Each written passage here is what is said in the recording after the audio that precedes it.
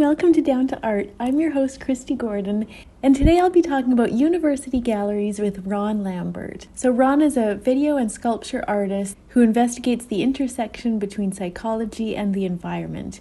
He has a huge host of solo exhibitions and other exhibitions that he's participated in, and he's currently an assistant professor at Bloomsburg University in Pennsylvania. So, welcome, Ron. It's so good to have you. Well, thanks, Kristy. Thanks for having me. It's great to see you again. It's so good to see you again, too. It was really exciting because when we were at the Vermont Studio Center residency, just in passing, you mentioned that a lot of the shows that you've been in are like these university gallery shows, which really struck me because I know those are really good venues and I hadn't like really considered the possibility before. Um, Yeah, what shows, which university galleries have you been in? there's been a number of them recently. Last year I did a show at Binghamton University. Um, I think next year I'm doing a show at Marshall in West Virginia, um, University of San Antonio, or University of Texas in San Antonio. Whoa. Quite a number of them. I mean, there's so many universities in the United States, and all of them, or most all of them, have some gallery as long as there's an art department associated with them. So there's a lot to choose from. It's like amazing. It opens up a lot of possibilities and they're good shows. Like it's like a solo exhibition at a really nice gallery. And um and where do you find out about the shows, like the open calls and stuff? Sometimes it's word of mouth. Like I think the San Antonio one, someone I knew from Nashville teaches there now and just posted on her Facebook that they're doing the call. So sometimes Ooh. it's sort of more organic like that, but a lot of the places that I look are the College Art Association's website. Universities can post any calls for entries that they have for free. So there's quite a lot out there. And it's, College Art Association is all wrapped up in the academia of art. So they, a lot of people are looking there that teach. NIFA's website will have some, so that'll be a little bit more New York centric. And then in Philadelphia, there's a site called In Liquid that sometimes has it, although there's kind of less the universities that post stuff there. And then Oh, sometimes that's it's just interesting. like people that will just like I'll meet that teach and then they just ask. So not all the university galleries will do calls. It just depends on what system they Mm. came up with. That's interesting. Yeah, I've definitely checked out NIFA, and after talking to you, I checked out the College Art Association website. And actually, there's a lot of calls. Like it opens up a whole new world of possibilities. And actually, there's a lot of art opportunity calls, like lots of other shows listed. I like totally hadn't even realized. So that's like a really good resource. Yeah, yeah, it's great. And it's sort of when you do it for a while, you realize that there's like it comes and goes, like it cycles based on like, you figure like a semester's starting and faculty like start to get ambitious and do the call, and then it sort of tapers off, and then it comes back in another, next semester. So in the summer there won't be as Oh, many because it's all based around the academic calendar. true. Oh, that's good to know. Yeah, I never even like thought of that. Yeah. Yeah, when, Um, when we're feeling ambitious enough to think yeah. what we're supposed to be doing. That's like really good to know like about the cycles. And like and well you've gotten into a ton of them. So immediately I started like asking you about how you write these proposals because I'm pretty familiar at, getting into like commercial galleries and just sending a cover letter and CV and statement or whatever. But I've always had the sense that when it's like called like a proposal, that there's like a certain flavor to these things that I haven't really gotten down. And like, um, I know I kind of got a chance to see one of your proposals and it really helped me because I could see I was right. There's certain components to the proposal. It seems like you're kind of definitely talking about your work. It's kind of statementy, but then you're also, I think it was really smooth the way you talk specifically about some of the pieces that you've actually submitted, Uh-huh. and how it ties into the theme. I don't know. I really thought that was useful. And then you were giving like a clear explanation of what you want the exhibition to be. So it's like some of the work that I've submitted, as well as work that I'll be doing up until the show. What other like thoughts and theories do you have about writing these proposals? I think like kind of the most important thing is just follow their instructions to the T.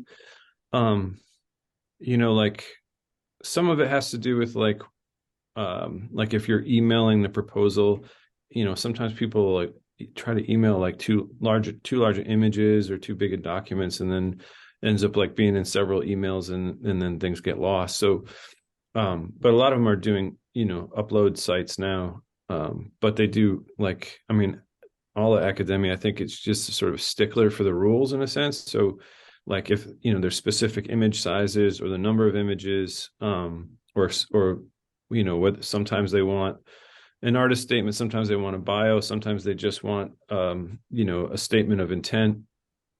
And also things like the length of your CV. Mm. They really, I think, want things to be the way they want them, which does take a little bit more time because you try to have this thing set up that you're going to send out, and you have to like tailor each one.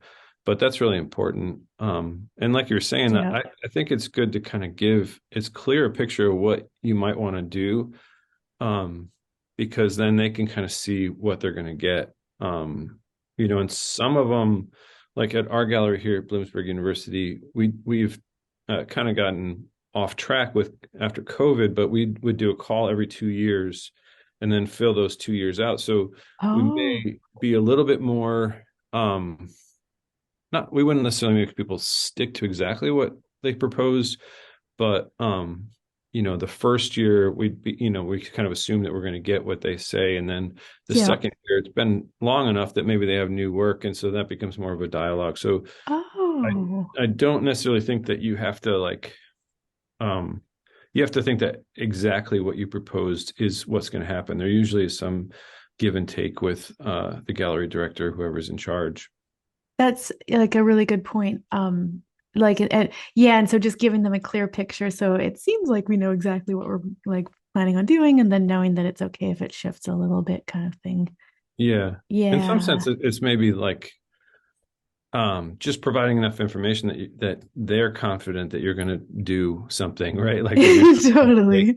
because they need to fill in the schedule, and most of the time, they're going to make a schedule for at least a year, maybe two, and so they want to be able to, make sure it stays consistent so they can publish it.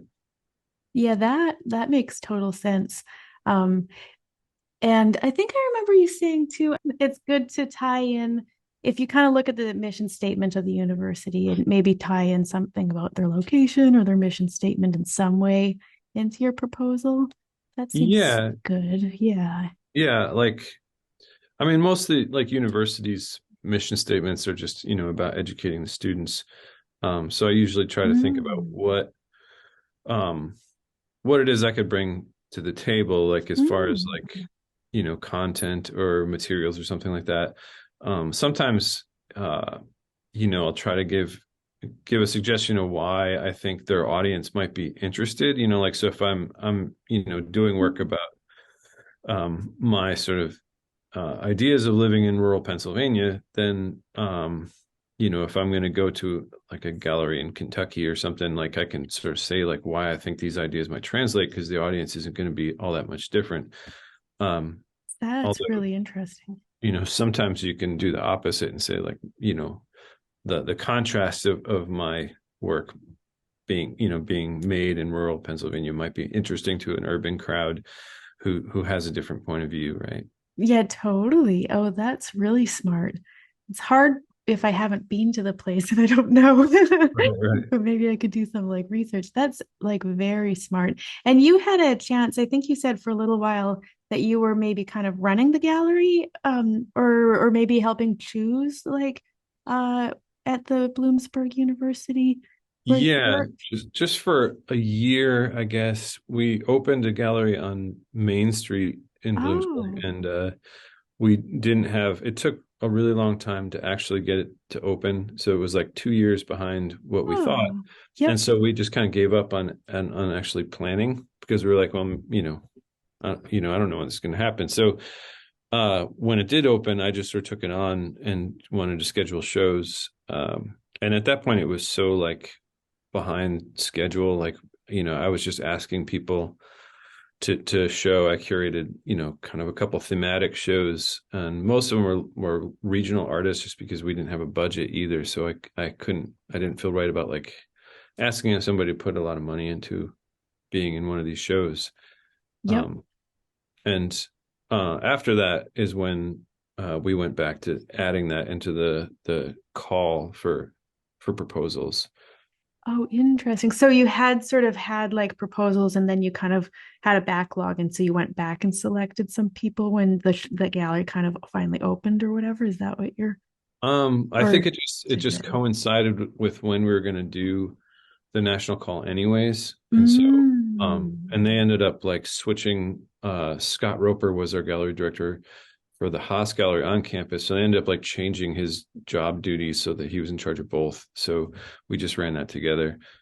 Um, That's but cool. So then, but you got a chance to kind of be like making some selections. And so, yeah, that must have kind of helped you like tailor how best to write these things, hey? yeah, To yeah. kind of But imagine I how do.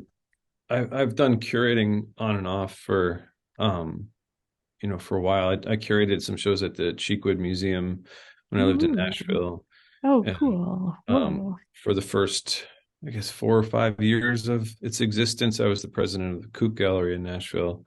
Oh, So whoa. I read we about that. oh yeah, That well on your CV or on your bio that you like founded that. I wasn't sure exactly like too much information about it but that stood out. yeah, it's an artist run space and it's still going. Whoa. I think it's all different people because it's been around over 10 years now, I think. Um, Whoa. So originally it was just a bunch of my friends of mine and colleagues and other artists in the city that we kind of got together and started it. And since I was the one that was like really pushing for it to happen, I got to be president. So I guess be That's careful what you cool. wish for, right? No, that's like really cool. Yeah, I feel like that kind of experience does help us like understand how to like, kind of like write, yeah, write these things and just like present the information that we're trying to like get across in a way that people who aren't familiar with it will understand and stuff like that, which is maybe Yeah. the yeah. It also helps with like knowing what not to do. Oh, that's Like, a good one. What not to do? Tell us that.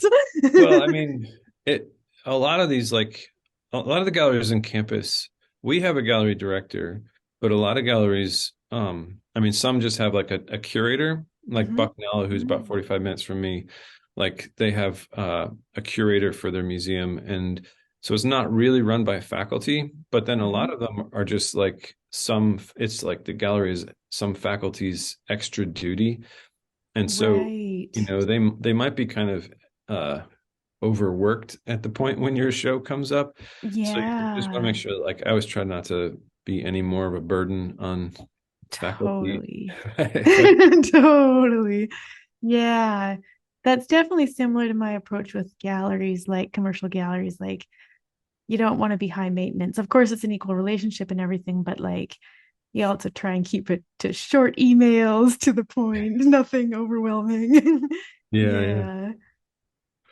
Um, That's interesting. And how do you find like because if I'm starting to like look around at the university galleries, I'm definitely going to apply to the Bloomsburg show that I think you guys have an open call. I'm excited about that. But how do you kind of like navigate finding your way through all the university galleries? Like, do you think about that or just apply to all of them? I mean, I'll probably just apply to all of them, but as far as trying to understand like whether you think it's like a really good gallery for you or whether whatever, like it's maybe not such an important one to apply to or that kind of yeah. thing.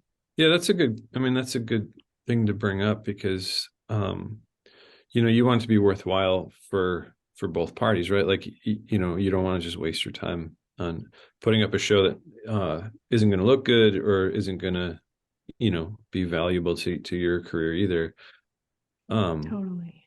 so usually, I mean, they're kind of generally, university galleries are off the radar of like reviews, right? Like most universities, I think the majority of them are sort of outside of major um, art scenes. So there's probably not going to be an art writer, even if it's in the local paper. And certainly the larger art magazines aren't bothering to run around the country finding these galleries. Yep. So it's usually like the ones that do get reviewed would be like ones in major markets already, like Philadelphia or New York City, of Mm, course, and New Haven, because Yale, Yale will get hmm. written about. Oh, Um, so usually it's just internet research. Like I'm looking at past shows, like who they've shown, what kind of work they've shown. So that might give me a clue. Like if they only show like work that's really different from my work, then they're probably just not going to be interested in my work. So maybe I won't bother to see right. something. Yep. Um, and I want to make sure that if usually you can find like through Google search people who've shown there in the past, and you might link to like their Facebook page or Instagram or something. So then you can get a sense of what the gallery looks like and make sure that it's going Yep. to show your work well, right? Like if it's got Oh, good that's lighting. smart. Um, Yeah. and it varies. Like some of the older schools will still have like that carpeting all over the wall and stuff. Really? Yeah, I mean, it just depends on Oh. budget and whether they've been able to find money to update things. So, Hmm. that's kind of important to make sure that your work's going to look good. Yeah, I think carpeting on the wall for my work would look pretty weird. Yeah. I guess it was a way to change over shows and not have to fill holes in the walls because they just kind of self-heal. Oh, that But does make sense. Yeah, that does make sense. But no, those are like good tricks at sort of like figuring out what type of like what type of work they show and what the kind of like how the gallery kind of positions itself and stuff like that. yeah, Yeah, you might, sometimes I'll look at the faculty, like if it true. they may or may not have a say, or maybe some of them, like sometimes there'll be like a committee to work on the gallery, so then not all the faculty will be involved. Mm. But like if it seems like you have a kindred spirit with like the painting professor, like you can say, well, maybe they'd like my work, right? So that seems Oh, like that's smart. up your chances a little bit. And also like, well, I was just looking at our show schedule from 2021 because I had the paper near us, and we only have slots for like 5 or 6 shows over a 2-year period. Wow. So it's sometimes I'll look and say like, well, they've just showed this person whose work looks kind of like mine. They might not want me now, so maybe like Right. put that proposal on hold for a year or two. That's true. It's like you want it to look to fit sort of within what they show, but not too closely so that it's like too repetitive or something. Yeah, yeah. Yeah. Also, that's really not very many shows over 2 years. How long do the shows stay open? Like four Um, months? no, there's other shows that happen, like student shows in the galleries, Oh, and then we have true. one alumni slot, and then in the summer Oh, nobody's here, so we don't, we might put like a faculty in one of the galleries for the summer because yep, we only have so much budget. So if we're spending money on a show that none of the students are going to be around to see, it doesn't really make sense. Um, totally. so that limits it. But usually the shows run like a month and a half Oh, that's for like a our good length galleries. though. Yeah. Oh, that's cool. It's neat to hear more about the structure. I hadn't really thought about like how the faculty might be sort of closely tied to the gallery in some way, like not all the time, but yeah, I hadn't even really thought about that and how like the gallery is like kind of sort of being used to educate the students a little bit too. It's like those are interesting points. I hadn't thought of that. Yeah, Yeah. uh there's usually a mission statement with the galleries. Whether or not you'll find it or whether it just sits in like university paperwork, you won't know. But Right, right. like our gallery on campus is specifically like supposed to be an educational tool, like to bring in artists so the students have more exposure. And since we, Yeah. aren't very close, I mean, we're about 3 hours from New York City, we can't expect them to go there all the time. So that's mission. But then the one in town is it's about like um offering something to the greater community of the town. So um Hmm. yeah. That's like really good to know. Because it's, those might not be like online, but it's like really useful to kind of think about. I can imagine a lot of university galleries might have a mission statement like that too.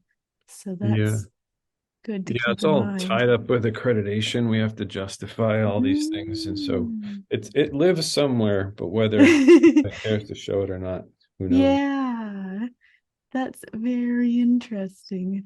And then like what are the main components of a university show? Like I know you mentioned before there's often an artist talk that someone will give, and the show's like they're a month and a half long, and maybe there's like an artist fee, those kind of things.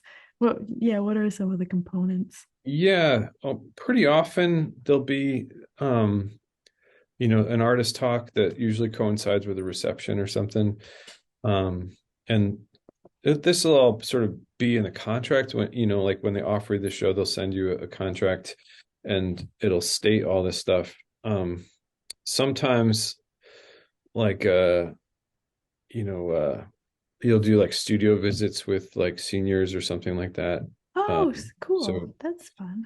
yeah, and occasionally, and I don't think I've ever done this, but I've heard that sometimes they'll want you to do like material demo or something like. Oh, cool. Yeah, yeah, yeah. Um, That's and neat. then as far as fees go, like that is all over the map. Like sometimes, I would definitely read the contract and make sure that you're not going to go too in the hole by doing these shows. Yeah. Sometimes they'll have like some kind of stipend, and sometimes they'll have an extra amount of money to help with shipping. Oh, sweet. But it all kind of depends on what their budget is, and Yeah. a lot of budgets now are, I'm hearing from a lot of people are getting cut because there's sort of this dip in students, uh, both Oh. after COVID, but then there's this kind of larger drop off that's going to happen in the next couple of years, where basically at the beginning of the recession, people put off having kids, and so now the kids that would have been born at the beginning of the recession, um, Oh. would be going to college, and so there's this Oh. big drop off. So everybody's real nervous about budgets right now. Oh. Um, Whoa, I didn't know anything about that. Yeah, that yeah, sucks. I Yeah. mean, the uh, the thing is, like, I think a lot of the university galleries, most of the people we show are educators, and so we kind of use each other. Yep. Um, like us educators need lines on a resume for promotion, and if you're going up for tenure, you need to have like that's your research is doing your work and showing. And the university galleries need people that can do the show and sometimes do the show for no money. So that's why, like, you know they can count on finding some faculty somewhere to do these shows and not get paid. Oh, that's interesting. Do you think they like to see that the person is like teaching at another university too? Like, aside from the fact that they might be able to afford it because they've got a good job somewhere, but Well, they also sometimes, like, I can get money if I can get all my, if I can get everything together, um, with enough headroom, I can get money from my college to do research, yes. so I can write a grant or something. So that's another way Interesting. that I finagle it. I don't know. Smart. I don't know that they like. We certainly wouldn't um, care whether someone is a faculty or isn't. It just happens that most of the people who apply are. Yeah, no, that's interesting. I did notice a lot of people at the Vermont Studio Center too were like, in academia and had managed to get their university to fund some of it, which sounds good. I didn't have that. Yeah. Yeah. Yeah, I don't know. I almost can't think of too much else. Can you think of anything else?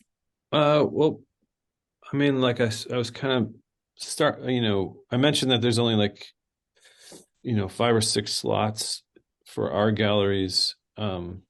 So I would just say, like, when you're applying for these things, because there's so many variables, that don't, don't get down on yourself if you don't get chosen, because there's so many Totally.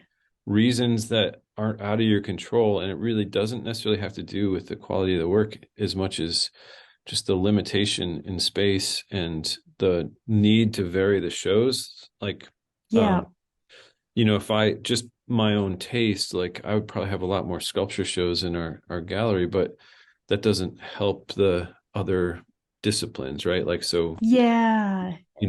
if you have 5 shows, that's like basically like one in each discipline in 2 years. Totally. That's like a really good point. I feel like that like is kind of the case with all open calls. We have to like remember that as artists because it's easy. I think like after a while, like probably you and me hardly notice when we get rejections, but I think a lot of people Yeah. just like starting out can put a lot of weight on it and even stop applying to things because it just feels so bad. Like, but after a while, like I don't really notice. I just apply to things and I hardly notice if I ever hear back from them. Yeah, yeah.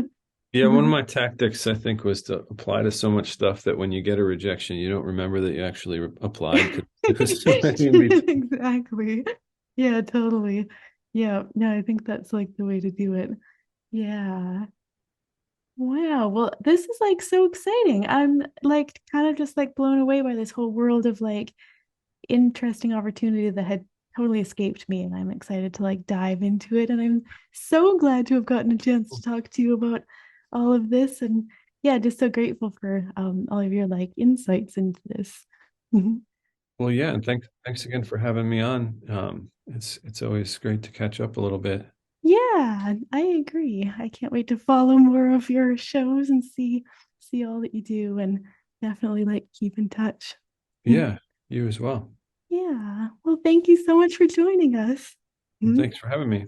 Talk to you soon. Bye. Bye. I hope you've enjoyed this episode of Down to Art. And if you're interested in any of my classes or seeing my paintings, you can check out my work at kristygordon.com or look at the online classes I have at kristygordoncourses.com, where you can learn about my online art mentoring program as well as the different streamed online classes that I have. If you've never taken any of my classes, I would suggest you start with the self-portrait class. So thank you for joining us today.